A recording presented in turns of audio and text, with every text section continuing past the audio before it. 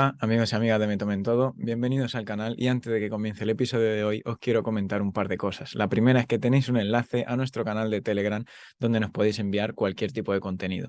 Y la segunda es que por favor, si no te has suscrito, suscríbete. Es fácil, es muy sencillo y es gratuito y así me ayudarás bastante. Muchísimas gracias y espero que disfrutéis del episodio. Un saludo. Los datos van y vienen. En los últimos años parece que los usuarios nos hemos relajado con este tema. No nos importa dar nuestro consentimiento para que nuestros datos personales sean tratados por cualquier persona o empresa. Pero hay una ley cada vez más estricta que quiere protegernos. Es la Ley de Protección de Datos, que evita que nuestros datos sean utilizados con una finalidad distinta para la cual los hemos proporcionado. Hoy, en Me Tomen Todo, nos visita Eric Espino Conelli, que nos ayudará a comprender este mundo. Pero no solo eso, también nos explicará cómo ayuda a las empresas a prevenir los impagos. Datos y más datos. Bienvenido, Eric Espino. ¿Qué tal? Buenos días, Eric. ¿Cómo estás? Hola, muy buenos días, Iván. Primero que nada, gracias por invitarme a tu programa y nada, encantado de poder dar un poco de luz sobre esta ley, ¿no? Muchísimas gracias a ti por madrugar un sábado. Antes de comenzar, quería compartir contigo, delante de todos nuestros espectadores, que bueno, yo tengo un pequeño formulario que envío a los invitados, un poco para conoceros y ver un poco más sobre vosotros, cómo os gustaría que os presente y obtener un poco de información. Entonces, cuando compartí esto contigo, yo pensé, mierda, le estoy compartiendo, o sea, me está compartiendo datos una persona que viene a hablar de la protección de datos. Yo seguro que estoy incumpliendo alguna ley de protección de datos. Así que ahora tengo algunos datos tuyos, tengo algunos datos de Eric y él no ha firmado nada. Entonces, para empezar, o sea, ¿qué derechos y obligaciones están relacionados con la protección de datos? ¿Qué he hecho bien? ¿Qué he hecho mal? ¿Me podrían incluso imputar por esto que he hecho de rellenar un formulario tuyo? Muy bien, bueno, pues sí, en principio es lo que te iba a decir, ¿no? Cuando solicitamos datos personales a cualquier persona, debemos cumplir con una serie de requisitos, a menos que estemos en un ámbito personal, no en un ámbito empresarial, porque nos podemos comunicar. La ley de protección de datos lo que viene es a garantizar el uso que se hacen de los datos, ¿no? Ujú. Cuando alguna empresa o entidad me solicitan mis datos, yo le estoy cediendo mis datos para que me preste un servicio, para formar parte de un newsletter. Bueno, pueden haber distintas finalidades para ese uso de los datos y la normativa sí que nos dice son tres principios básicos, ¿no? Yo lo resumo y como decimos para que lo pueda entender todo el mundo, ¿no? Lo Ujú. primero que tienen que hacer las entidades, en este caso tú que tienes tu programa y vas de divulgación y recoges unos datos, pues deberías tener un texto legal o política de privacidad donde me informaras que tú eres el responsable, que te vas a comprometer a custodiar esos datos y no entregarlos a terceros. Tendrías que informarme de mis derechos. Yo muchas veces hago el símil de la policía que vemos en la película. Voy a leer sus derechos. Pues bueno, en protección de datos es que nos deben poner a nuestra disposición quién es el responsable, finalidad, los derechos de acceso, rectificación, cancelación, portabilidad y, y supresión de los datos. Y bueno, tenemos que informarlo. Bueno, como te decía, hay tres principios básicos. ¿Cómo llegan los datos a mi empresa o a mi entidad? ¿Cómo los protejo? Y cómo los elimino cuando ya no son de utilidad. De esto es lo que antes se llamaba dar de alta los ficheros de protección de Sí. datos, ahora es registro de tratamiento de datos. ¿Cómo trato los datos cuando entran? ¿Cómo los custodio? Y cómo los elimino cuando ya no son necesarios. Eso resumiendo un poco los tres principios básicos de la protección de datos. Bueno, que quede claro que yo esos tres principios los he cumplido, ¿eh? De cara a la galería, que yo todo eso lo he cumplido, ¿eh? Que se sepa. Entonces, sabiendo todo esto, ¿cuál es la normativa básica que regula la ley de protección de datos? O sea, ¿está a nivel europeo, nacional, Sí. eh, europeo y nacional? ¿Cómo se regula todo esto? Bueno, de hecho, el Reglamento Europeo de Protección de Datos, el 679/2016, como bien Ujú. dice, todas las leyes ponen el año cuando, cuando se emitió, pues este reglamento europeo vino a decir que todos los Estados miembros de la Comunidad Europea tenían que regirse por ese reglamento. Y Ujú. la ley española es la 3/2018, que es la LOPD GDD, que son las siglas, ¿no? Ley Orgánica de Protección de Datos y Garantía de los Derechos Digitales, ¿no? Ujú. Y bueno, esta ley es la que está en vigor ahora mismo, desde 2018, y es la que viene a garantizar todos nuestros derechos como ciudadanos para que no hagan un uso distinto de los datos cuando los proporcionamos a las entidades y es a la que debemos cumplir, ¿no? Entonces, de hecho, estas obligaciones, o sea, es para proteger nuestros derechos individuales y Ujú. estas obligaciones tienen que cumplirlas las entidades públicas y privadas. O sea, desde un microautónomo que maneje datos de sus clientes o tenga un empleado o ponga videovigilancia, ya tiene que cumplir con la normativa, pero también cualquier institución pública. También tiene que cumplir asociación, colegio, bueno, en definitiva, cualquiera que maneje datos personales tiene que cumplir con la normativa, ¿no? Sí, o sea, estamos hablando de un sector totalmente necesario en cualquier ámbito de negociación o en cualquier ámbito, en cualquier otro sector. Todo el Ujú, mundo necesita un especialista o al ujú. menos tener cumplido eso. Porque, ¿cuáles son los conceptos básicos? O sea, ¿qué es un dato personal? Es todo lo que identifica, no sé, a una persona física, pero también puede ser una imagen, una firma, Claro. una letra. De hecho, la normativa lo que dice es cualquier dato personal es cualquier persona física identificada o identificable, ¿no? Entonces, Ujú. a lo mejor José Pérez, ahí puede haber 10.000 José Pérez, ¿no? Que tengan Sí. ese nombre y ese apellido, pero cuando tengo José Pérez y un DNI, ya eso se considera un dato personal. ¿Por qué? Porque me identifica a una persona. Después la imagen, como bien dice, también es un dato personal. ¿Por qué? Porque identifica mi rostro, tiene unos rasgos, tu rostro tiene unos rasgos singulares que te identifican a ti como persona y por eso también es un dato personal. Cualquier persona física identificada o identificable, ¿no? Por eso es que mm, se considera ese dato personal cualquiera de los que te acabo de comentar, ¿no? Y pueden ser datos de empleados, si yo tengo en mi web un formulario de contacta y recojo nombre y un email, ya es una persona identificable, ¿no? Porque la asocia con ese email, ¿no? Entonces hay que cumplir con todas las prerrogativas que te dice la normativa, ¿no? Una firma también es un dato identificable. También, Y efectivamente. por ejemplo, se me ocurre ahora el trazo de la letra, por ejemplo, que está Hombre, ahí de... tendría que... Venga, también la normativa y hay una parte subjetiva en lo que habla, es que no sea desproporcionado los hechos para poder identificar a esa persona. A lo mejor con los claro. trazos de una firma necesitaría un grafólogo y ya no se consideraría en este caso porque es desproporcionada la cantidad de estudios que tendría que hacer Ujú. para poder identificar a esa persona, ¿no? Claro, esta ley excluye a las personas jurídicas, o sea, es solo para personas físicas. Sí, es solo para personas físicas. Lo que pasa es que cualquier persona jurídica, y más en el entorno empresarial que vivimos en España, ¿no? Que estamos hablando que el 96% son empresarios individuales, que son autónomos, ¿no? Y el autónomo, que es el nombre de la persona, y el DNI es quien lo identifica como persona. Y del momento que yo usara cualquier tipo de dato personal, ya estaría obligado, ¿no? Entonces, las empresas lo que sí que la normativa no incluye a las personas jurídicas. O sea, de hecho, las personas jurídicas están a disposición a través del boletín del registro mercantil. En el registro mercantil, pues tú tienes todos los datos de las personas jurídicas a disposición. Te vas a plataformas como Infosif y puedes ver nombre, el de la sociedad, el nombre del administrador. En Está definitiva, todo ahí, ¿no? son públicos. Sí, las personas jurídicas es público, ¿no? La información. Ahora, de las personas físicas es a donde viene a proteger la LOPD, ¿no? ¿Podemos hacer un contrato verbal, por ejemplo, en este tipo Eh, de contrato que hacemos, no sé, que puedo hacer yo con una persona a la que entrevisto? Tiene que quedar todo por escrito, como se dice, ante notario. Te explico. Mira, por ejemplo, la normativa habla, bueno, en el ordenamiento jurídico español, el contrato verbal existe, ¿no? Yo, imagínate, contrato una asesoría para que me lleve las nóminas o los impuestos. Verbalmente acuerdo, oye, ¿cuánto me vas a cobrar?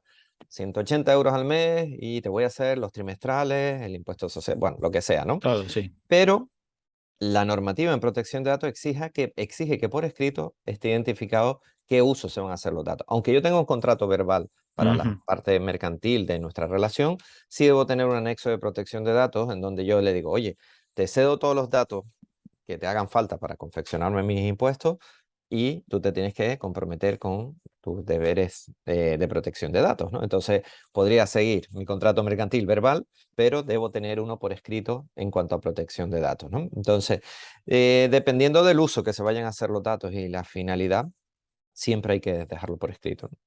Vale. He Y sobre visto... todo ahora ha cambiado, perdona que te interrumpa, Iván, pero No, sí nada. que ha cambiado.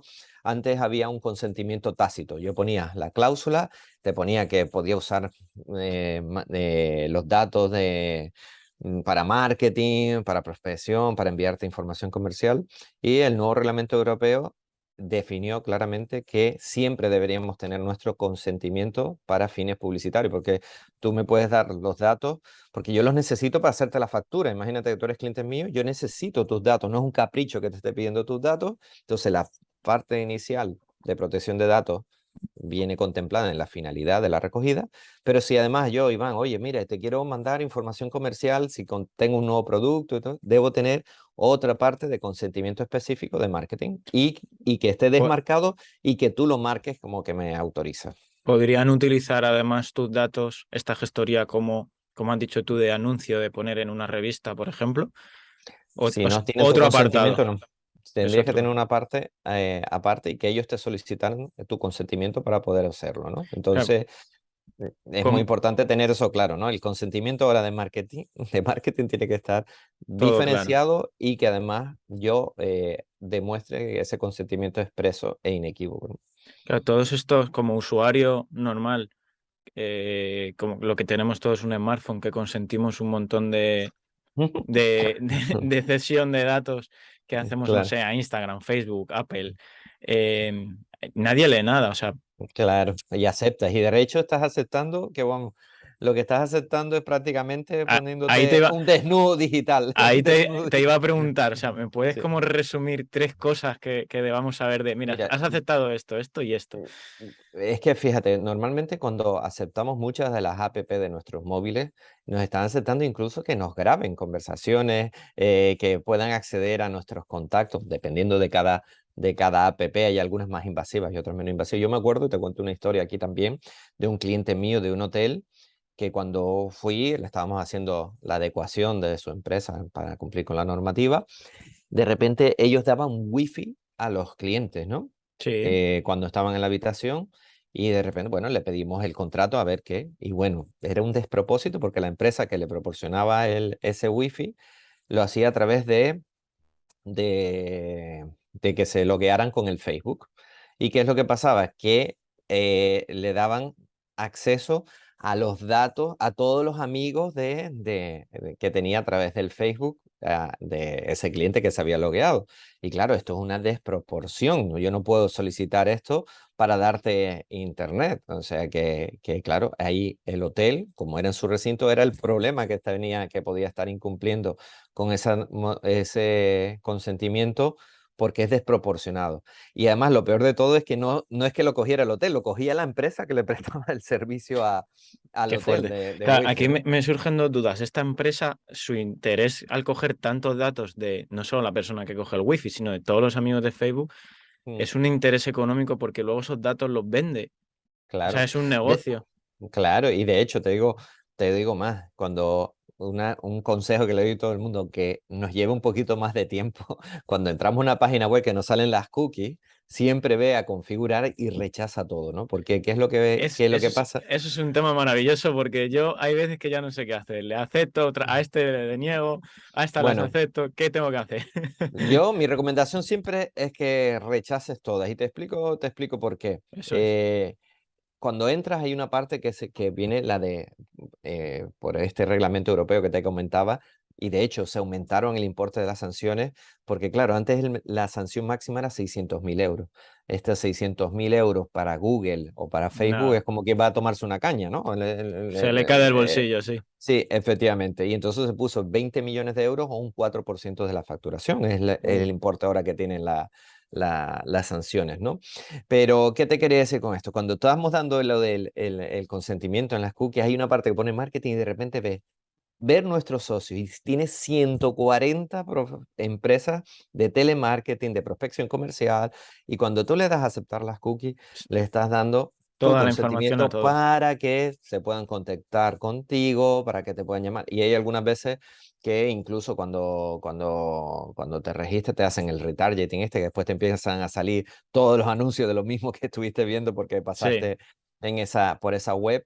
y bueno, le estás dando tu consentimiento para que te llamen, para que te puedan contactar y dependiendo de la cantidad de cookies que tengas, pues bueno, al final estás Bueno, dando muchísima espero información. que este episodio nos ayude al usuario medio a saber que hay que rechazar todo esto y no compartir datos así como así. Para la persona, por ejemplo, que fue tu cliente, cuando tú le pides el contrato y ves que es un contrato usurero, llamémoslo así, Ujú. ¿qué pasa en ese momento? ¿Te contactan a ti y que empieza un procedimiento? O sea, ¿qué pasa realmente? Bueno, realmente lo primero que dijimos es que ese era desproporcionado solicitar esos datos para dar acceso, que Ujú, hablaran con la empresa o que cambiara de operador para proporcionar wifi a sus clientes y que fuera lo menos invasivo posible. Es decir, oye, pues mira, es incluso preferible, le decía para el hotel, que el cliente se registre en tu web porque así tienes una base de datos tuya legalizada, con lo cual imagínate, tienes una temporada baja en mayo aquí, por ejemplo, que bueno, en Canarias es la estacionalidad, y si tú tienes una base de datos legalizada, pues puedes mandar una oferta a tus clientes. ¿Por qué? Porque tienes esa base de datos que es tuya, ¿no? ujú. Y bueno, hay muchas empresas eh,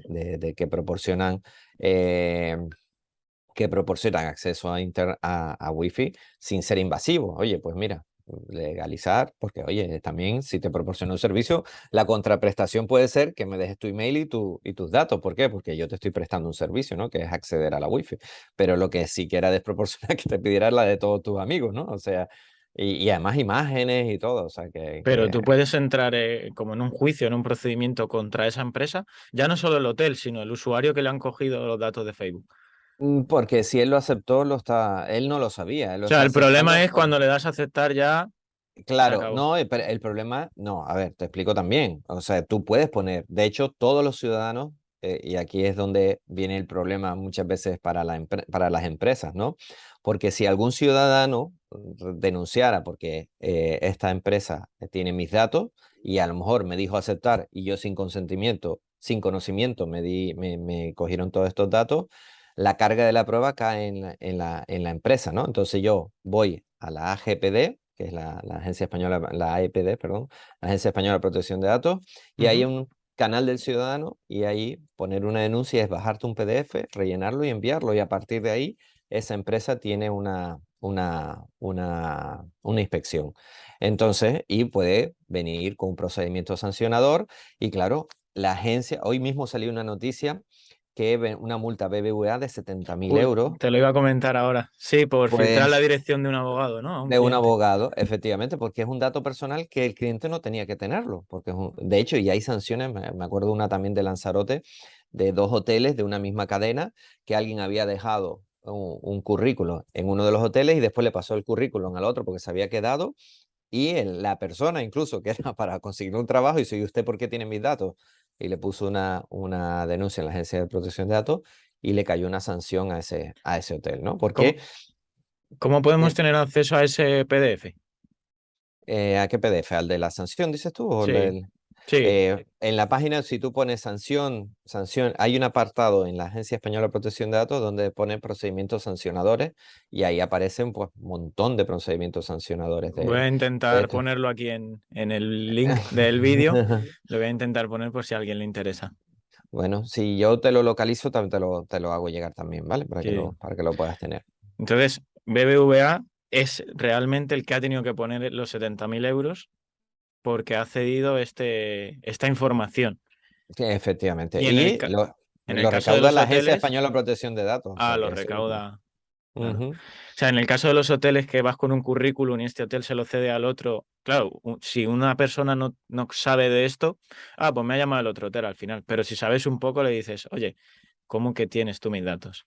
Claro, de hecho los clientes, nosotros tenemos un texto de protección de datos que cuando alguien te deja el currículum, te autoriza a utilizar esos datos, Claro. pero si tú lo vas a ceder a un tercero, en esa cláusula tú tienes que decir a quiénes se los puedes ceder. Entonces, si tú me firmas esto, entonces sí estoy autorizado a ceder los datos, pero si no, no, los datos, yo dejé mi currículum a ti, a tu hotel, a nadie más, y nada más que lo puedes utilizar tú. Aunque ponga terceros, no quiere decir que a No, y cualquiera. además Tiene la que ser normativa, que tercero. Efectivamente, eso te iba a decir, es que antes ponía a cualquier tercero o empresas del grupo. Hay otro procedimiento sancionado también, que es uno del Corte Inglés, que creo que una empresa del grupo, de esta, ¿cómo se llama? Esfera, creo, habría una nueva sucursal y pues mandaron email a clientes del Corte Inglés y claro, uno se rebotó y denunció ante la Agencia Española de Protección de Datos y le cayó sanción. De hecho, por eso digo que la agencia no actúa, salvo que ellos decidan hacer una inspección de oficio y todo, actúa sobre denuncia, ¿no? Y es un derecho individual que tenemos cada uno, ¿no? Entonces, para que la agencia actúe, yo tengo que poner la denuncia ante la Agencia Española de Protección de Datos porque considero que se ha vulnerado alguno de mis derechos respecto a mis datos, ¿no? ¿No crees que sería importante, porque veo que es un sector que tiene mucho pasado, que está totalmente asentado en el presente y con un gran futuro? ¿Por qué esto no se nos enseña en la educación primaria, por ejemplo, obligatoria? Unas nociones básicas. ¿No sería interesante proponer a la gente joven, decir, mirad, vuestros datos son muy importantes y hay Sí, gente que los va a usar mal y debéis saber claro. cómo se pueden usar y cómo no? Por supuesto, y además eso sería fundamental y más en la era de la información que vivimos ahora, ¿no? Y además que los smartphones, prácticamente cualquier aplicación que los jóvenes supieran, oye, mira, léete, mira a ver toda la política de privacidad. Lo que pasa es Ujú. que obviamente, te digo aquí con el corazón en la mano, las políticas de privacidad te meten un pedazo de política Nada, interminable que realmente las aplicaciones por su usabilidad, la moneda de cambio son tus datos, ¿no? Es decir, ya. en vez de pagar 100 euros, 200, estoy pagando con mi intimidad, ¿no? Tengo que vean mis gustos, con que sepa qué es esto. Y si lo aceptamos, el otro día también hablaba con una persona y me decía, bueno, pero es que a veces que es o mi intimidad o estar en una cueva, ¿no? Prácticamente, porque si no puedo disfrutar de No todas las puedo hacer ventajas nada, claro. tecnológicas por esto, pues al final es un poco el pago que haces, ¿no? Y de hecho todas estas grandes empresas de Big Data y todo esto porque cruzan toda esta información que hay, saben la evolución del mercado y todo gracias a todo este cruce de información, ¿no? Pero bueno, siempre es bueno saber cuáles son nuestros derechos. Todos los derechos son revocables. Yo te doy el consentimiento, pero mañana te lo puedo quitar. Entonces, todas las empresas tienen que tener un procedimiento.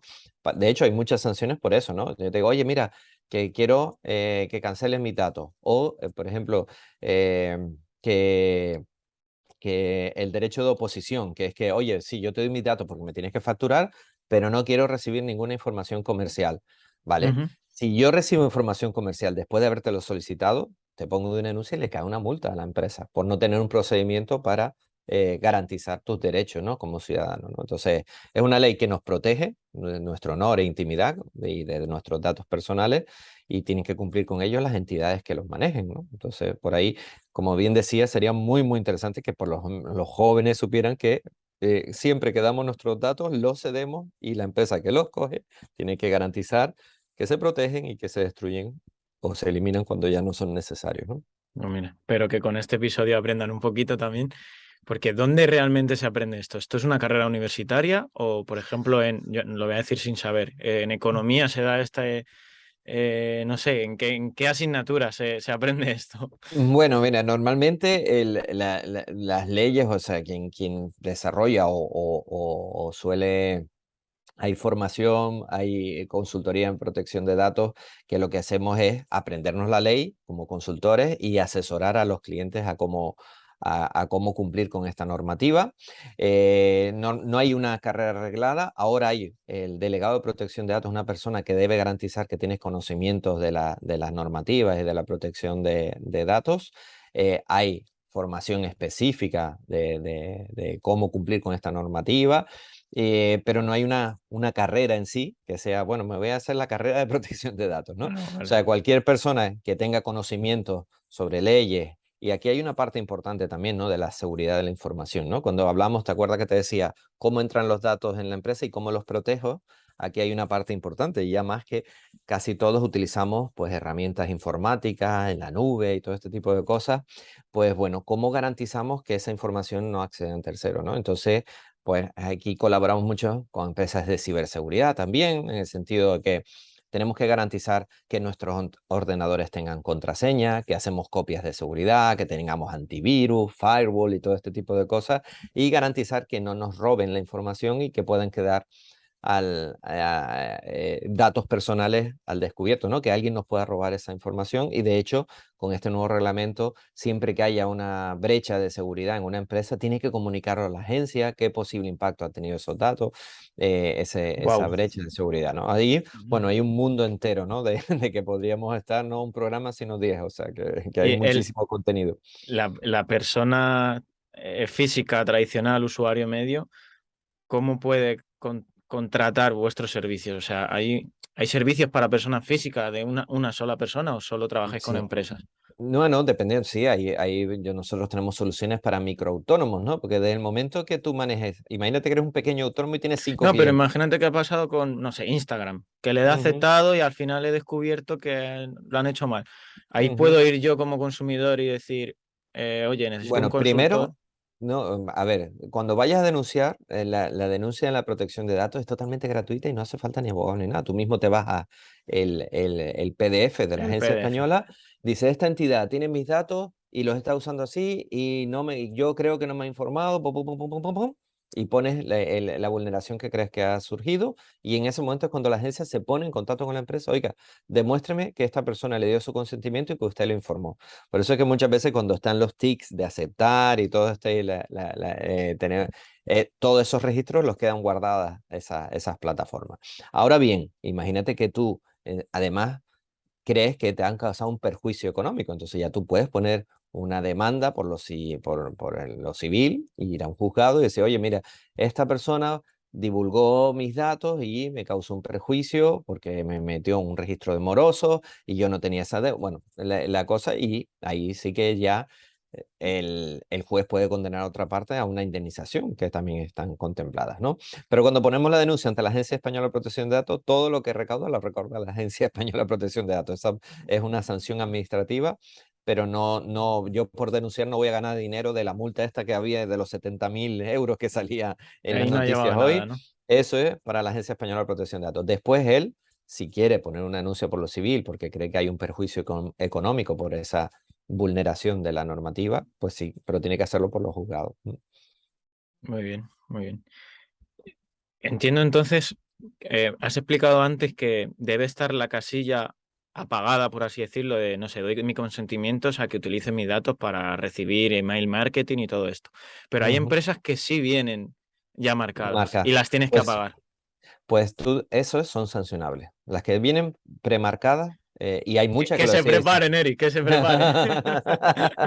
No, no, no puede estar premarcada. O sea, hay algunas que son las cookies necesarias porque mi página web lo necesita, pero no son de marketing, sino son de funcionalidad de la web y todo esto.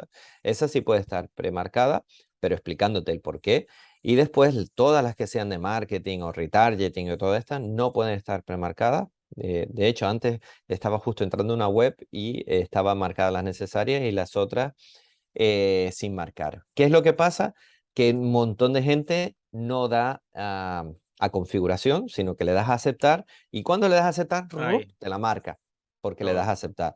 Pero si le das a configurar, se te abre una nueva, se te abre el desplegable con todas estas y ahí sí que están desmarcadas y ahí es donde tienes que guardar mis preferencias. Entonces, si le das ahí, Eso es. entonces se quedan sin desmarcar.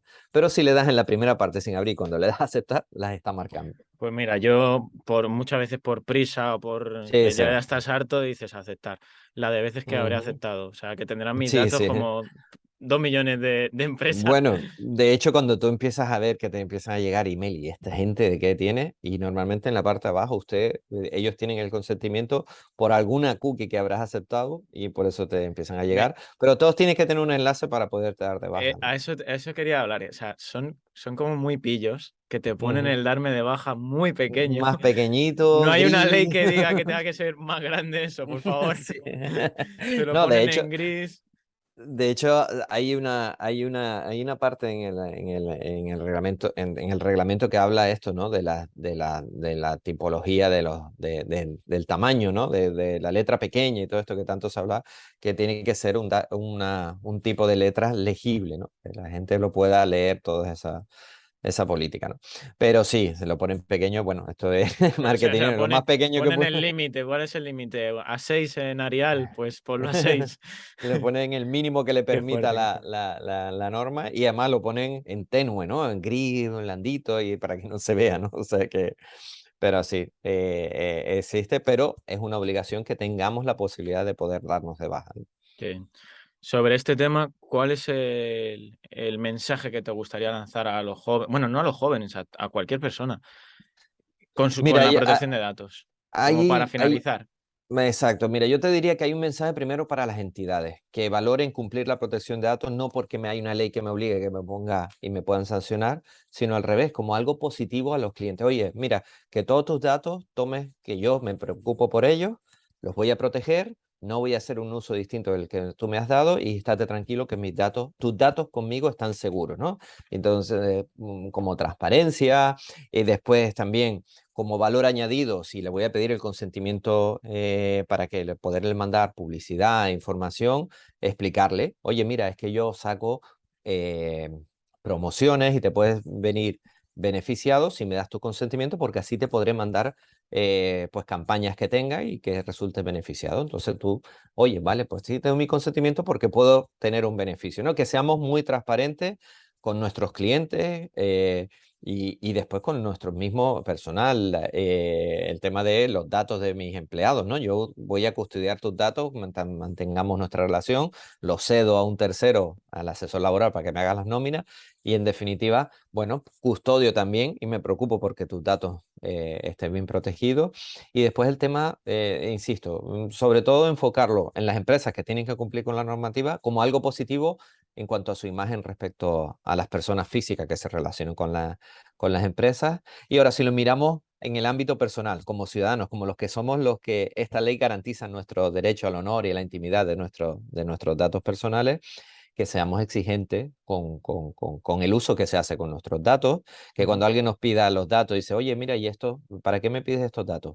No, porque esto, bueno, me puedes leer la política de privacidad o me puedes dar la política de privacidad del negocio, de tu empresa, porque así yo sé que quién está detrás, ¿no? Porque a veces tenemos un nombre comercial y no sé quién está ni siquiera detrás de ese nombre comercial. De Claro. hecho, la LOPD y la LSSI, que es la Ley de Sociedad de los Servicios de la Información, que es la que regula toda la parte web, el comercio electrónico, etcétera, habla de que toda la web tiene que estar, las web tienen que estar perfectamente identificadas, ¿no? ¿Quién es la persona que está detrás? Si es una sociedad, la dirección, para yo saber a quién poder dirigirme para ejercer mis derechos, ¿no? Entonces, como ciudadano, el mensaje es que sepan que esta ley está para protegernos y que no pueden hacer uso de mis datos sin mi consentimiento. Ujú. Cuando te llaman de marketing, dice, lo primero dice, bueno, por favor, ¿me puedes decir cómo consiguió mis datos?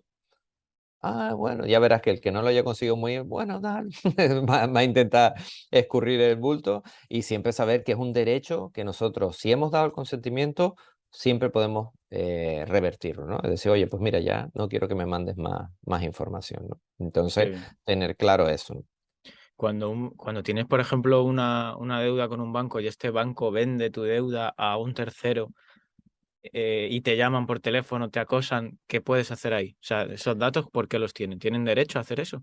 Sí, hay una parte cuando tú contratas una empresa para que te haga una gestión o te preste un trabajo, tú lo que tiene que garantizar cuando tú contratas una empresa para que te haga una gestión de cobros, hay empresas de gestión de cobro, Ujú. porque oye, yo tengo derecho a cobrar lo que me deben, ¿no? Entonces puedo contratar una empresa especializada para que me lo haga, pero tengo que acreditar que se cumpla con la normativa, que la deuda sea cierta y real, que he cumplido todos los procedimientos y que esa empresa a la que le cedo los datos también cumple con la normativa de protección de datos. Claro. Y bueno, en cualquier caso, lo primero que tendría que hacer cuando me estén llamando es acreditar, oye, bueno, acredíteme usted que tiene un contrato de prestación de servicio con esta entidad.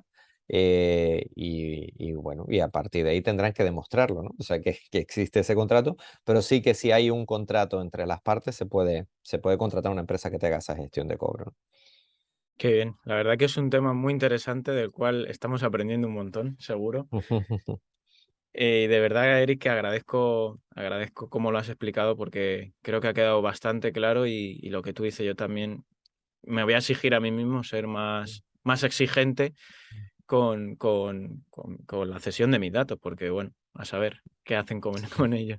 Sí, yo la verdad que al principio es como tú, le dabas a aceptar, aceptar, y hasta cuando empecé a ver mi cuenta de correo tan saturada y decía, "Buah, es que la verdad, y además yo sabiendo lo que los míos tienen más delito, ¿no? Que yo sabiendo de esto, pero digo, bueno, no, ya, aunque me cueste unos segunditos más, ya no quiero darle mis datos a todo el mundo, ¿no? Y entonces empiezas a rechazar, y a veces tiene un efecto contrario para las empresas, ¿no? Si yo soy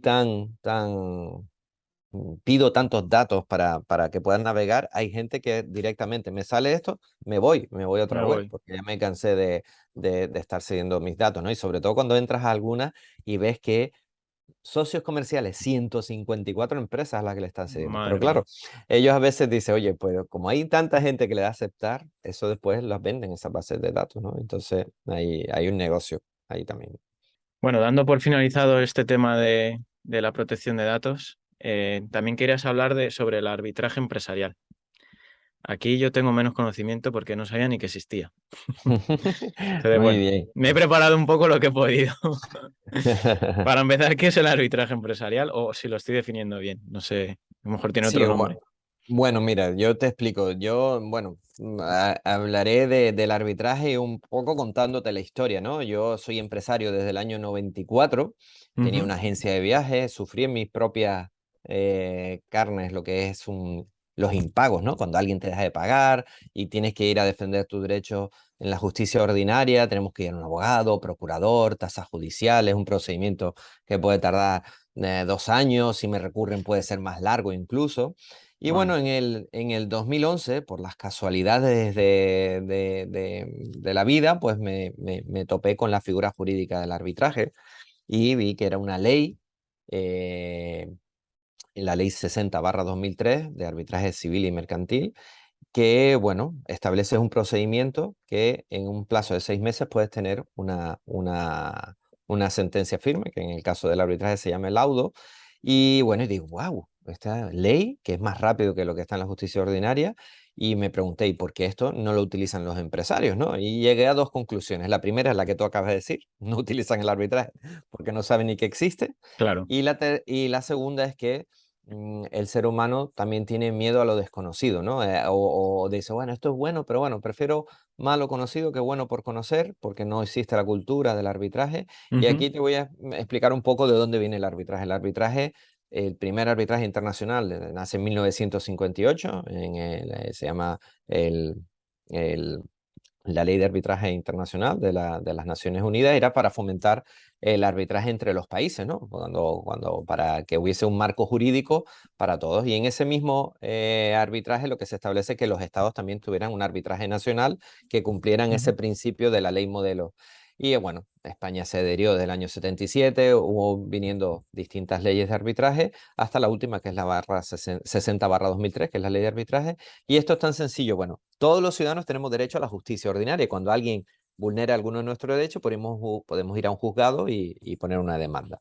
Después viene la justicia arbitral, y es cuando, por acuerdo de las partes, decidimos que un tercero diga quién de los dos tiene la razón, y ahí es donde nace el arbitraje. Ahí el arbitraje ad hoc, que es tú y yo queremos hacer, y decimos que Pedro Rodríguez sea el árbitro y que diga si tenemos un conflicto entre nosotros, él diga quién de los dos tiene razón, y nosotros tenemos que acatar lo que diga ese árbitro, ¿no? Bueno, y después existe el arbitraje institucional. Vamos a una institución arbitral, ellos nombran el árbitro y dicen quién de los dos tiene la razón. Es un elemento muy garantista. Los arbitrajes pueden ser de equidad o de derecho. Un arbitraje de derecho es cuando el árbitro tiene que decir quién de los dos tiene la razón basado en alguna norma jurídica, ¿no? Usted incumplió la ley de morosidad o incumplió el Código de Comercio, bueno, lo que sea que haya incumplido.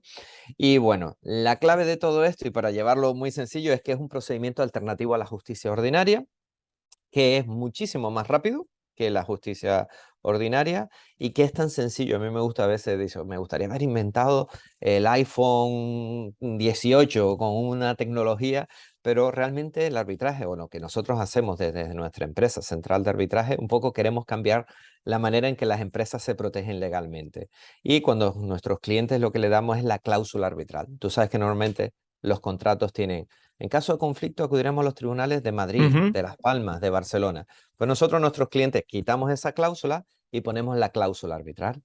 Las partes acuerdan que cualquier litigio se resolverá mediante arbitraje civil o mercantil de la corte, y ahí nosotros buscamos dentro, en España hay más de 200 cortes arbitrales, y nosotros recomendamos a nuestros clientes la Corte Nacional de Arbitraje Civil y Mercantil porque tiene arbitraje de derecho, que para nosotros es más garantista que cualquier otro tipo de arbitraje, y además pues están especializados en relaciones entre empresas, ¿no? Tienen en su reglamento un arbitraje abreviado para reclamación de cantidad, que normalmente las empresas suele ser el problema más grande que tienen, ¿no? Cuando alguien le deja de pagar.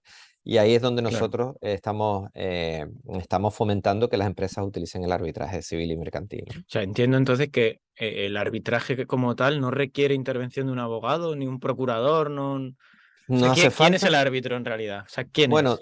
de hecho, las cortes, como te decía, hay muchas cortes en España. Por ejemplo, las cámaras de comercio tienen un tribunal de arbitraje. El colegio de economistas tiene un tribunal de arbitraje. El colegio de notarios incluso tiene un tribunal de arbitraje. Bueno, Ujú. dentro de todas las cortes arbitrales que había en España, nosotros, en nuestra empresa, estudiamos muchas de ellas para identificar cuál tenía un reglamento procesal, y dentro de cada corte ellos tienen un censo de árbitros que tienen que ser, pues bueno, cada corte establece unos requisitos para el árbitro. Lo normal es que tengan que ser especialistas de la materia que van a resolver el litigio, ¿no? Ujú. Entonces, pues bueno, pues si estoy resolviendo un litigio tecnológico, pues a lo mejor el árbitro será alguien especializado en nuevas tecnologías.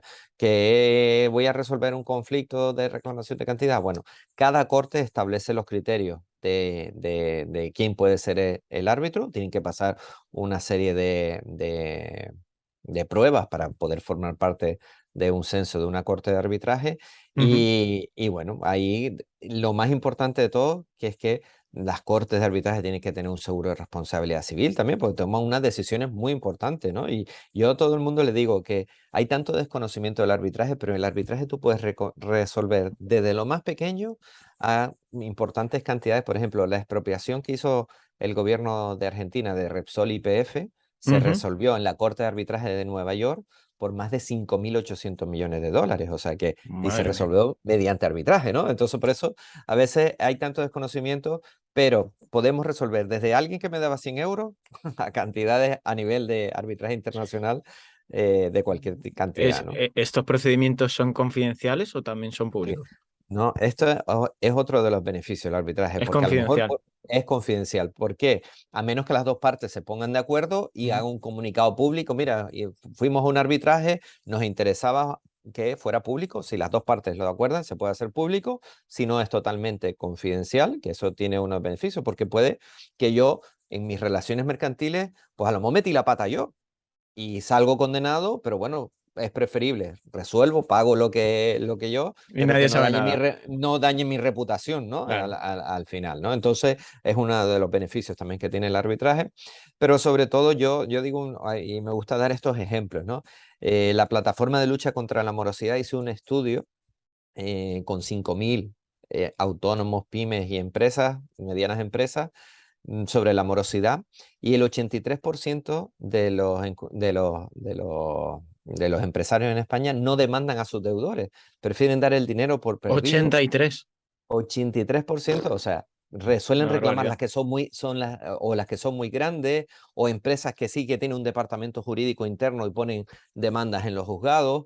Por ejemplo, para que te hagas una idea, las empresas de telefonía ponen más de 500.000 demandas al año por impago, de que me devolvió un recibo, que no me pagó esta factura, pero porque ellos tienen abogados en plantilla y me da igual poner 10 demandas que 25 o 36, ¿no? Entonces, claro, ¿cuál es el problema? Que el empresario no demande a los deudores. Que lo máximo que pasa, oye, o me paga la factura o no te vendo más. Entonces ese moroso, y lamentablemente el que sabe que no se presentan tantas demandas son los morosos profesionales. Entonces hasta ¿Qué pasa? Te cierro el grifo y te vas a la agencia de viajes de al lado, te vas a la ferretería de al lado y empiezas otra vez a dejar ese círculo vicioso, como digo yo, ¿no? Entonces, un poco si tenemos el sistema arbitral que es tan ágil que en 6 meses tienes una sentencia firme, un laudo arbitral que te permite con ese título ejecutivo ir a un juzgado, ya no a celebrar el juicio, sino a proceder al embargo de bienes y haberes, claro, facilita y además incluso te sirve para quitar la paja del trigo, ¿no? Entonces, yo te pongo la cláusula arbitral. No, no, yo el arbitraje no lo quiero. Y dice, bueno, pues entonces págame de contado. ¿Por qué? Porque yo utilizo el arbitraje para proteger mi negocio y que si en caso de que todos somos buenos hasta que dejamos de serlo, ¿no? Entonces, ahí un poco es prevenir para no lamentar, ¿no? Claro. Esta, esta sentencia, o laudo, como has dicho que se llamaba, ¿verdad? Laudo, Sí. ¿se produce en un tiempo rápido o al ser algo paralelo se demora en el tiempo? O sea, ¿es un beneficio o no? Al revés, es un beneficio total. Es De al hecho, revés. por ley, la ley 60/2003 establece que máximo puede tardar 6 meses, con lo cual es una Oh, exigencia. vaya, Nuestra experiencia, nosotros tenemos laudos arbitrales presentadas en la Corte Nacional de Arbitraje de tener un laudo arbitral en 57 días. Esto en la justicia ordinaria es ciencia ficción. O sea, a veces no te reúnen ni con tu abogado, ¿no? Ya no te digo de que llegue a juicio y todo esto, ¿no? Entonces es muy rápido porque no hay colapso, con lo cual yo pongo una demanda arbitral, nombran, se constituye el tribunal de arbitraje, nombran al árbitro e inmediatamente está saliendo la notificación a las partes de que hay una demanda arbitral presentada para que la otra parte alegue por qué no ha pagado la factura, cuál es el problema. Se celebra el arbitraje y se dicta el laudo. Claro, como no hay colapso, inmediatamente de presentar la demanda están saliendo las notificaciones, hay un censo especializado de árbitros para que los casos vayan muy muy rápido. rápido. Además, tienen que cumplir con la ley que exige que Seis tienen que ser en meses. 6 meses. Y Claro. además aquí viene otra ventaja brutal que tiene el arbitraje. Es una única instancia.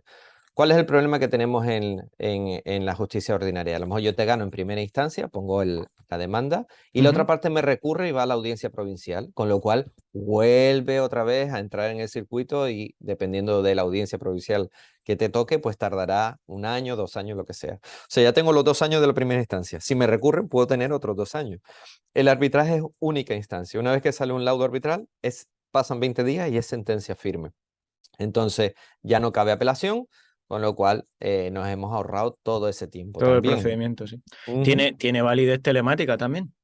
Sí, de hecho nosotros ahí, dependiendo de la corte, puede haber la notificación telemática y establecer, dependiendo de cada corte aquí, habría que estar a la corte arbitral que se haya elegido para resolver el conflicto, que se pueda hacer, que siempre que haya la garantía de audiencia y de las partes, se podría hacer, ¿no? De hecho hay arbitraje que a veces por el tipo de arbitraje no hace falta ni una vista arbitral.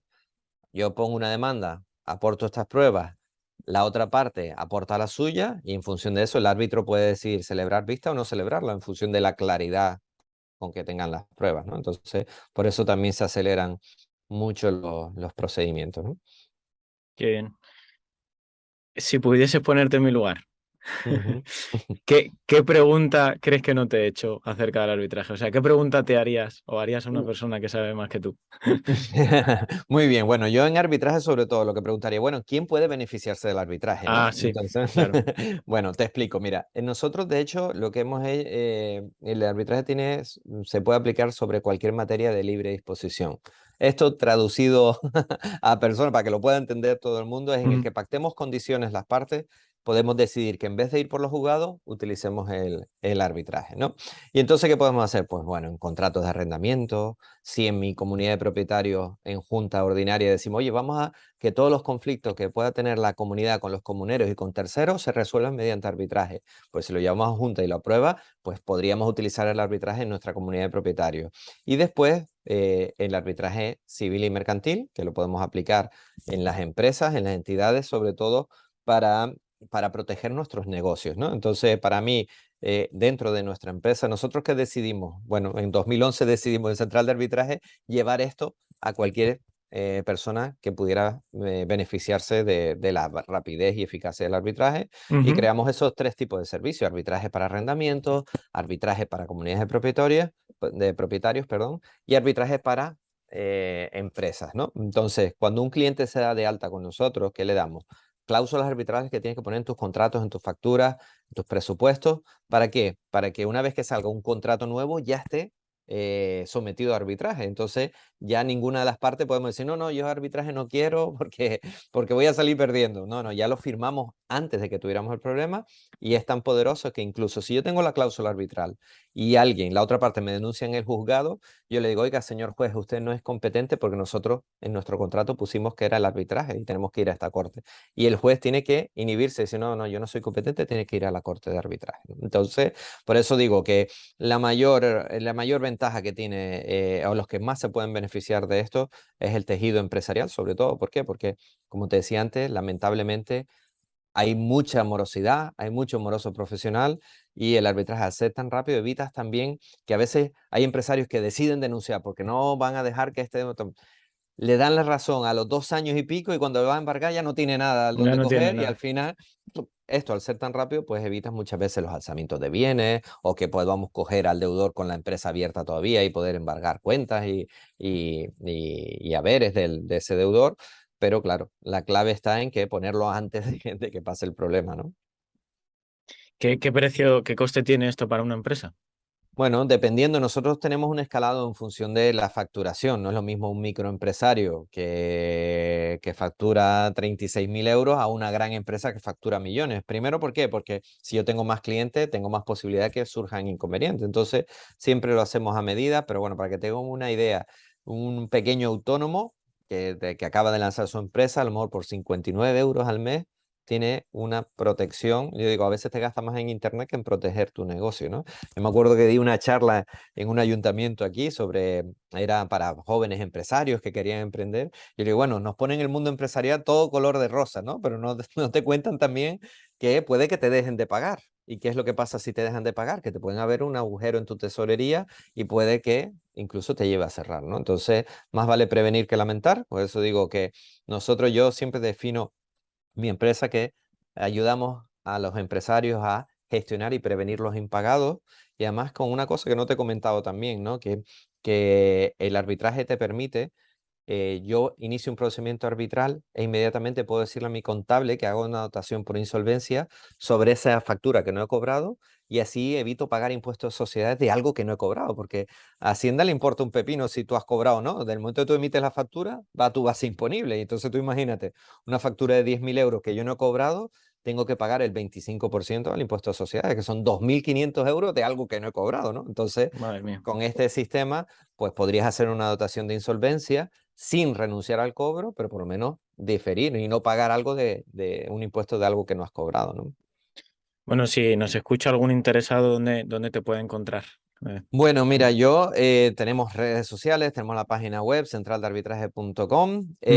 tenemos la página web de Facebook, Central de Arbitraje también, mi contacto, yo encantado, tanto por email como por teléfono, eric@centraldearbitraje.com es mi correo electrónico y donde ahí le podríamos poner un Calendly para poder hacer un Zoom, explicarle y ver las necesidades de ese cliente. Pues nosotros, una cosa que nos dimos cuenta, y cuando un cliente se da de alta con nosotros, le hacemos un análisis de seguridad jurídica, ¿no? Porque estamos todos con ay, voy a montar mi negocio con esta ilusión, y a veces no documentamos bien las operaciones en nuestra empresa, o tenemos un contrato defectuoso, o no sabemos todas las cosas, y a nuestros clientes le hacemos ese análisis de seguridad jurídica donde le hacemos un checklist de todas las cosas que debería estar haciendo para que, claro, si tuvo un problema, tener todas las herramientas para poder ayudarle, ¿no? Y bueno, tenemos vídeos en YouTube también. Si ponen Central de Arbitraje les saldrá información de nuestra empresa y en las redes, en LinkedIn, en Facebook. Qué Pongan bien, Central de Arbitraje y ahí podrían ver más información, ¿no? qué bien. Llegamos al final y normalmente al final me gusta hacer una cosa que hago con todos los invitados, que es que respondas a la pregunta que el invitado anterior lanzó al invitado siguiente, ¿vale? Y que luego lances tú una pregunta para el siguiente invitado. En esta ocasión, y debido al sector que tratas, vas a ser el único que sabe de qué sector es el siguiente invitado, ¿vale? Ok. Porque normalmente no les digo nada. Entonces, la siguiente invitada va a ser una especialista en blockchain, criptomonedas, todo este tema. Y bueno, como creo que viene también un poco en relación el tema de blockchain, seguridad, protección de datos, todo esto, me gustaría que le lanzases una pregunta que le lanzaré yo en el siguiente episodio, lo que se te ocurra. Bueno, lo primero es que dentro del blockchain, que es algo así tan complejo que se ve, dice, bueno, ¿cómo podría identificar quién está detrás de una moneda digital, ¿no? Porque Ujú. sabemos que surgen muchísimas monedas digitales. ¿Cómo podría yo saber quién está detrás de ese nacimiento de una moneda digital? Pues esa le lanzaré. Y ahora tienes que contestar a la pregunta que lanzó el invitado anterior, que es ¿dónde pondrías el límite entre la inteligencia artificial y el humano? Wow, buena pregunta, ¿eh? Porque de hecho la inteligencia artificial está avanzando a pasos agigantados, ¿no? ¿Dónde pondría el límite? Pues mira, yo siempre pondría un límite que la inteligencia artificial nunca pudiera acceder a temas bélicos, ¿no? De armamentístico, cosas de este tipo, porque, bueno, a veces nos surgen las películas, ¿no? De ciencia Sí. ficción, ¿no? De Terminator y todo este tipo de cosas, ¿no? ¿Hasta qué punto una inteligencia artificial podría tomar mando? Y más que dependemos tanto de la tecnología en zonas estratégicas como son o estratégicas o de cuidado, como decimos, ¿no? De todo el aparato militar que tienen los países, ¿no? Hasta qué punto hay la inteligencia artificial o cómo podrías blindar ese tipo de, de parte tan importante de los gobiernos y que no pudiera entrar la inteligencia artificial ahí, aunque incluso a lo mejor la inteligencia artificial sea más consciente que la humana, ¿no? Porque a Eso te iba a veces decir. evitaría. Es que por eso te digo, las barbaridades que hace el ser humano, es posible que la inteligencia artificial pues identificara que eso no se podría hacer. La verdad que es una pregunta muy difícil de contestar, ¿no? Porque no sabrías dar en el clavo 100%, ¿no? Buena pregunta. Además la hizo un catedrático de las Islas Canarias Ujú. eh, y me gustó mucho la pregunta y dije, bueno, esta va para Eric. Qué bien, Qué bien, pues muy Eric. bien. Muchísimas gracias por estar aquí. Ha sido un placer para mí. He aprendido muchísimo. Espero que este episodio sirva para empresarios, para usuarios, medios, para personas físicas, para todo tipo de personas. De verdad que estoy muy contento por tenerte aquí. Ha sido un placer. Y bueno, No, de verdad que estoy encantado con esto. pues Iván, el placer ha sido mío, la verdad, muchísimas gracias y enhorabuena por esta iniciativa, ¿no? De poder llevar contenido a todo el mundo.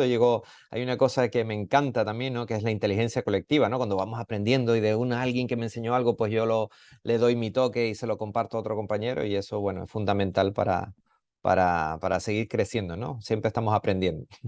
Sí, el objetivo principal de este programa cuando empecé era aprender yo, lo primero, y a la vez que yo aprendía, compartir el conocimiento con el resto de la gente. Así que esa inteligencia colectiva, aquí en este programa, pues trabajamos para que eso pase. Muy bien. De verdad Pues que ha nada. sido un placer. Me gusta que el invitado termine el programa, como lo llamo yo, como se suele decir, el minuto de oro. Nada, Eric, de verdad que ha sido un placer. Espero verte de pronto, a ver si otro día podemos tener otra conversación sobre otro tema.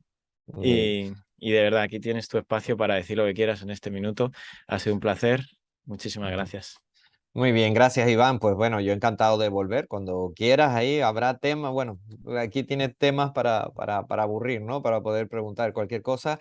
Y bueno, como dices tú, mi minuto de oro es que, bueno, que como empresarios tomemos conciencia de cómo podemos proteger nuestro negocio. Bueno, como hemos hablado, ¿no? Tanto de protección de datos como algo positivo para que tus clientes sepan que te preocupas por ellos y que cuidas la información que te dan.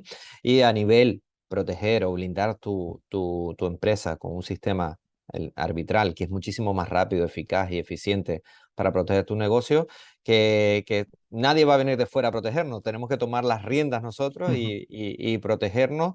Y bueno, encantado de poder estar aquí. Y si quieren contactar conmigo o cualquier información, yo estaré encantado también de poder ayudarles, ¿no? Muchas gracias, Eric. Nos vemos en el próximo episodio y nada, Mm, que seáis muy mm, felices. Muy bien, gracias Iván. Hasta luego y a todos tus oyentes. Gracias. Chao, chao. Gracias. Hasta luego.